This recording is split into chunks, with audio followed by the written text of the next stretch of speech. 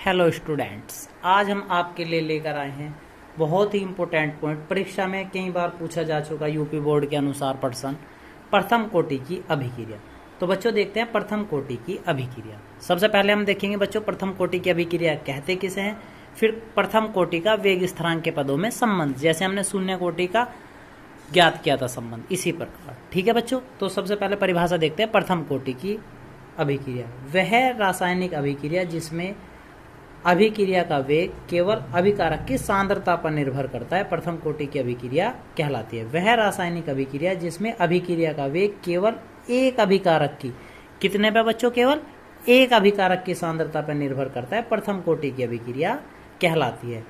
तो देखते हैं बच्चों कैसे। आपने उदाहरण में हमने कई बार कई रासायनिक अभिक्रियाओं का ऐसे प्रश्न निकाला भी है। क्या था, C12 H22O11 plus H2O glucose और फ्रैक्टोज बना रहा था। कितने अणु थे बच्चों, एक और एक दो, पर जल का तो कोई परिवर्तन सांद्रण होता ही नहीं, तो कितने अणु है केवल। इस कौन सी प्रथम कोटि हुई, ये इसके कारण केवल यह प्रथम कोटि का है। ठीक है बच्चों, ऐसे ही और उदाहरण भी आप ले सकते हैं, जैसे हमने H2O2 का लिया, तो इसमें कितने अणु हैं केवल बच्चों, अभिकारक में केवल एक अणु है, तो एक ही अणु पर निर्भर कर रहा है, तो कैसी कहलाया, प्रथम कोटि की अभिक्रिया। तो बच्चों यदि परीक्षा में कहीं प्रथम कोटि की अभिक्रिया ऐसा पूछा जाता है तो आप कोई भी एक दो उदाहरण इसका लिख सकते हैं। ठीक है बच्चों, अब देखते हैं प्रथम कोटि की अभिक्रिया व वेग स्थिरांक में संबंध। तो बच्चों देखते हैं प्रथम कोटि की अभिक्रिया व वेग स्थिरांक में संबंध। तो बच्चों वही प्रथम कोटि की अभिक्रिया के लिए हमने कोई ए पदा ए लिया, क्या बना रहा होगा, वो उत्पाद बना रहा होगा कुछ। ठीक है बच्चों, सेम वही कंडीशन जो पूर्व वाले में लिए थे प्रारंभ में। जब हम प्रारंभ में चलेंगे तो प्रारंभ में हमने कितना अभिकारक लिया बच्चों, सपोज ए ग्राम लिया, तो क्या जब हमने प्रारंभिक स्थिति ली थी क्या उस समय कोई उत्पाद बना होगा बच्चों, नहीं बना होगा, तो उत्पाद कितना रहा, 0। तो अब हम चलते हैं बच्चों टी समय पश्चात, टी समय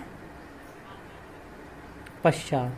तो टी समय पश्चात क्या रहा बच्चों, मान लिया हमने x बनाया, उत्पाद कितना बन गया बच्चों, x ग्राम बना, तो प्रारंभिक मात्रा में से कितना कम हो जाएगा, a माइनस x ग्राम। ठीक है बच्चों, फिर वही नियम लगाते हैं हम, कौन सा बच्चों, द्रव्य अनुपाती क्रिया के नियम से। द्रव्य अनुपाती क्रिया के नियम से। द्रव्य अनुपाती क्रिया का नियम क्या कह रहा था बच्चों, dx बटे dt समानुपाती क्या, a के। अब की बार सांद्रण कितना था बच्चों, प्रथम कोटि पढ़ रहे तो सांद्रण होगा a, तो a का मान यहाँ पे कितना बना हुआ बच्चों, a माइनस x, तो क्या बनेगा dx बटे dt। इस चिन्ह को हटाने के लिए नियतांक ले लेंगे k और इसका मान a माइनस x की घात कितनी बच्चों, एक, एक पर कोई फर्क नहीं पड़ता, तो हम क्या करेंगे बच्चों, यहाँ से dx बराबर dt के a माइनस x।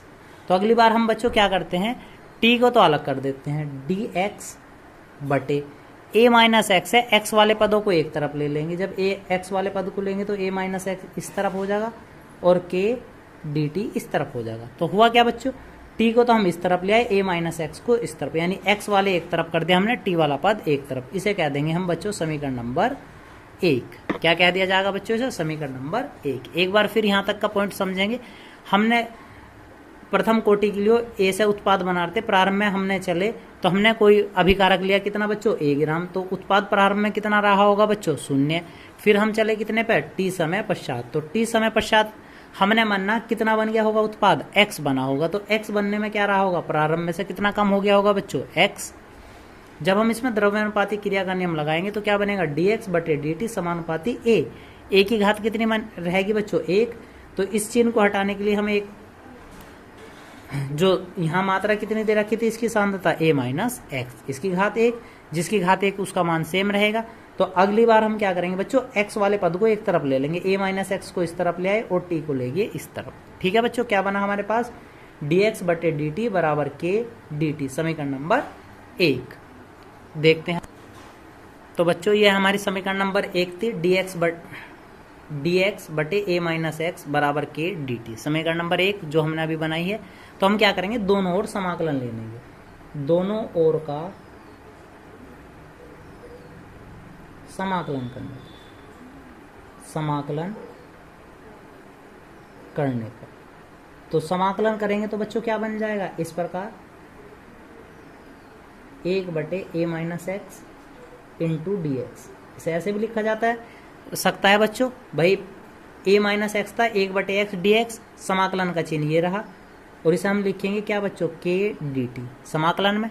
तो जैसा हमने पहले करा था बच्चों, 1/a-x इजकल टू dx बराबर k, एक नियतांक था तो k का नहीं होने का, यहाँ क्या कर देंगे 1 dt।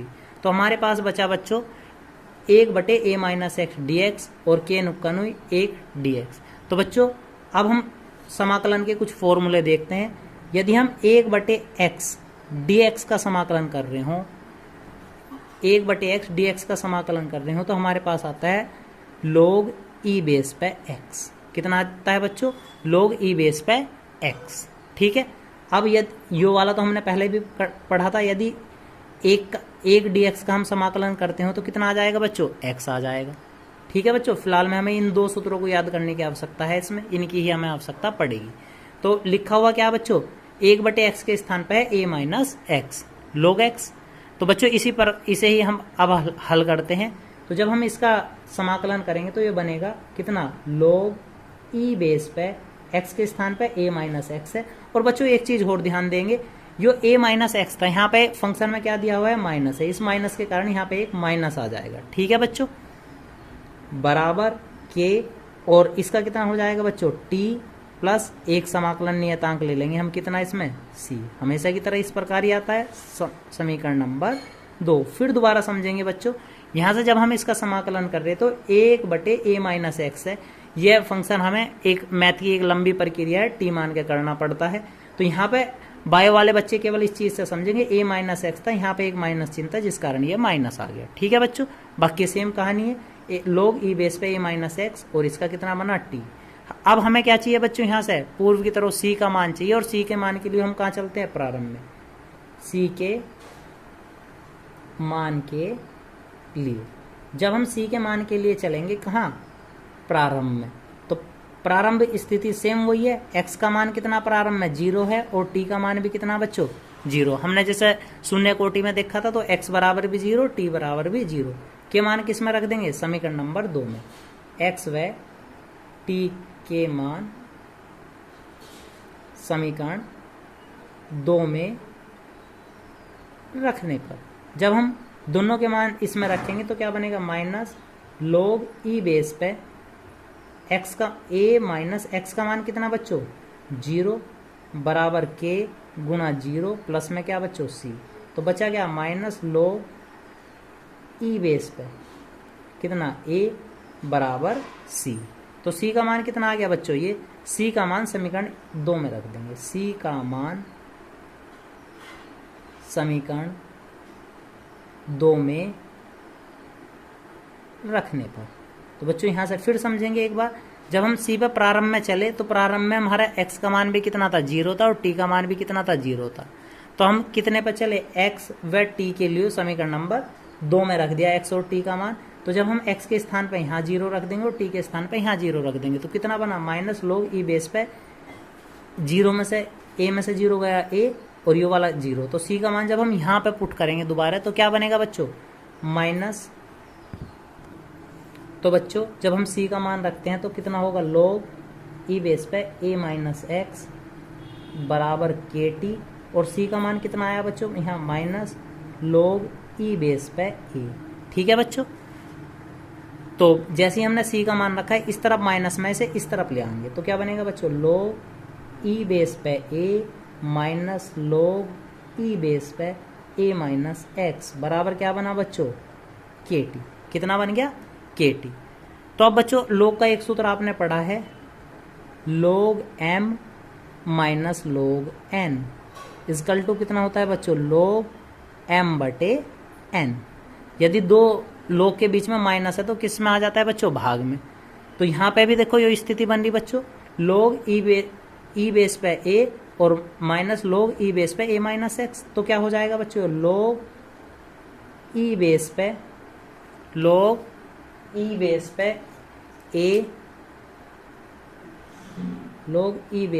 a/a-x, यही तो बनेगा बच्चों। तो आप स्पष्ट समझ रहे होंगे। तो एक यहाँ सूत्र के अनुसार m माइनस एन था, तो यहाँ पर क्या है log e बेस पे a माइनस एक्स बराबर क्या बच्चों के टी।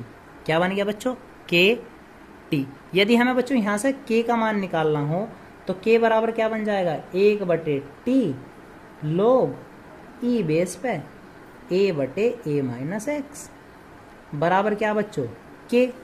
ठीक है, अब देखते हैं इसे आगे।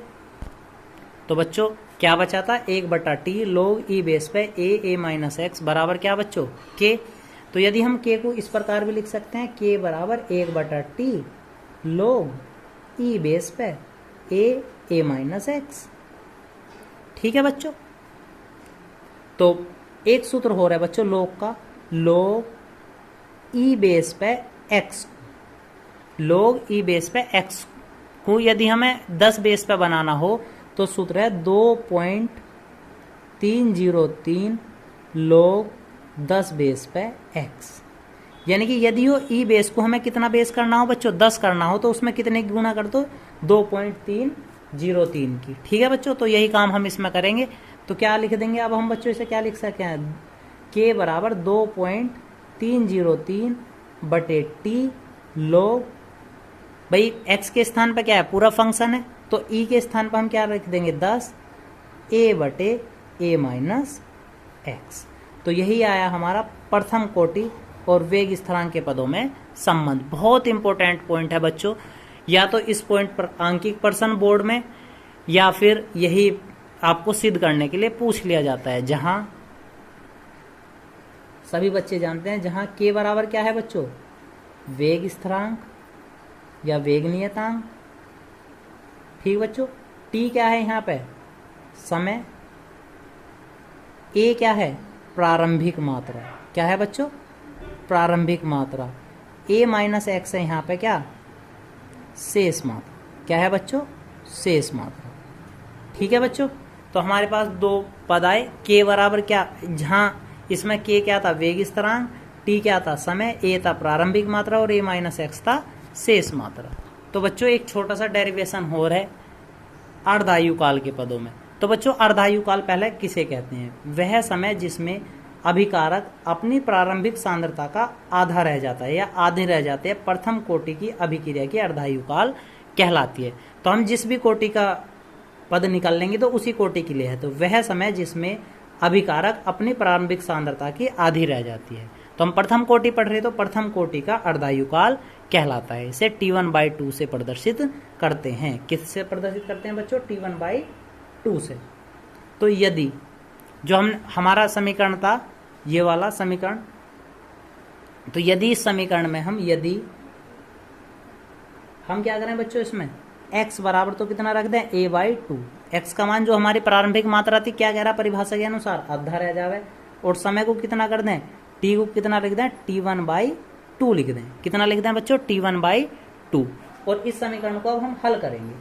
ठीक है, तो क्या बनेगा बच्चों k बराबर 2.303 बटे t की जगह कितना बच्चों T1/2 log 10 बेस पे ऊपर कितना हो गया a/2 बटे यो कितना हो जाएगा a माइनस a/2 पूरा पद। ठीक है बच्चों, तो इसका एलसीएम लेंगे बटे 1।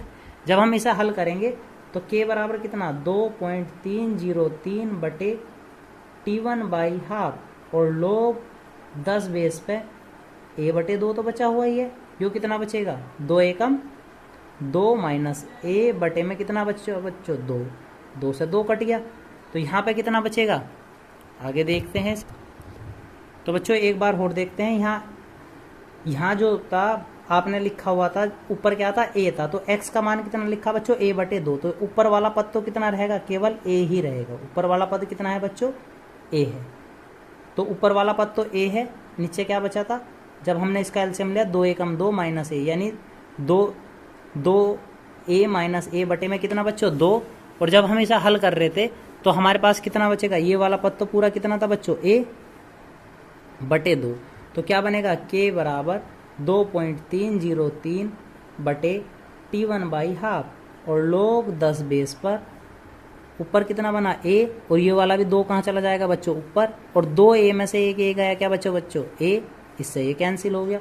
तो k बराबर 2.303 बटे T1 बाई हाफ, और log 10 बेस पे कितना बनेगा बच्चों 2, log 10 बेस पे कितना बना बच्चों 2। तो बच्चों k बराबर 2.303 बटे T1 बाई हाफ, और इसका मान होता है 0.3010। तो बच्चों ये बात याद रखनी है, मैं log 10 बेस पे 2 का मान होता है 0.3010। तो हमने मान रखा, तो k बराबर हमारे पास इसे हल करके एक मान आ जाएगा, जब हम इसके दोनों के आपस में गुणा कर लेंगे 0.693 बटे में क्या T1 बाई हाफ। यदि हम यहाँ से T1 बाई हाफ का मान निकालना है तो क्या होगा, T1 बाई हाफ बराबर 0.693 बटे में कितना बच्चों की, तो ये आ गया। आप सभी जानते हैं जहाँ T1 बाई हाफ क्या है, अर्ध आयुकाल, अर्ध आयुकाल, और k क्या है बच्चों, वेग स्थिरांक। तो बच्चों ये दो फॉर्मूले हैं, एक तो ये और एक ये प्रथम कोटि की अभिक्रिया, दोनों को संयुक्त करके आंकिक प्रश्न बहुत बार पूछ लिया जाता है। अब हमारा आज का लास्ट टॉपिक प्रथम कोटि की अभिक्रिया की विशेषता। तो बच्चों प्रथम कोटि की अभिक्रिया की विशेषताएं, तो प्रथम कोटि की अभिक्रियाएं की कुछ विशेषताएं हैं। नंबर 1, प्रथम कोटि की अभिक्रिया निम्न समीकरण का पालन करती है, जो हमने अभी हल करी थी। अभिक्रिया क्या थी बच्चों, समीकरण k बराबर 2.303 t log 10 बेस पे a माइनस ax। तो प्रथम कोटि की अभिक्रिया इस समीकरण का पालन करती है। नंबर 2, प्रथम कोटि की अभिक्रिया के लिए वेग स्थिरांक k का मात्रक सेकंड इनवर्स या मिनट इनवर्स होता है। ठीक है बच्चों, सेकंड इनवर्स या मिनट इनवर्स, इसका भी मात्रक कई बार पूछ लिया जाता है। तो प्रथम कोटि की अभिक्रिया के लिए वेग स्थिरांक का मात्रक कितना बच्चों, सेकंड इनवर्स मिनट इनवर्स है। ठीक है बच्चों। नंबर 3, k का मान सांद्रता के मात्रक पर निर्भर नहीं करता है। जो k का मान है वो किस पर निर्भर नहीं करने का बच्चों, जो हमारे पास सांद्रता होगी उसके मात्रक पर निर्भर नहीं करता। किस पर निर्भर करे, k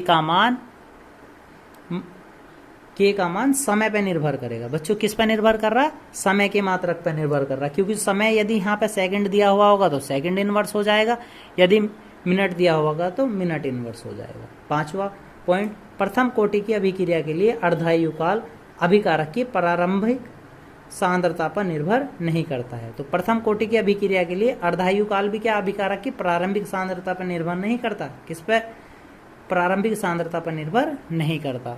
6वां पॉइंट, प्रथम कोटि की अभिक्रिया कभी पूर्ण नहीं होती, इसे पूर्ण होने में अनंत समय लगता है। तो बच्चों यह थे प्रथम कोटि की अभिक्रिया की विशेषताएं। तो बच्चों नेक्स्ट वीडियो देखते हैं नेक्स्ट टॉपिक पर। तो बच्चों आपको हमारा वीडियो कैसा लगा, इसे लाइक करें, शेयर करें और हमारे चैनल को सब्सक्राइब करें। धन्यवाद।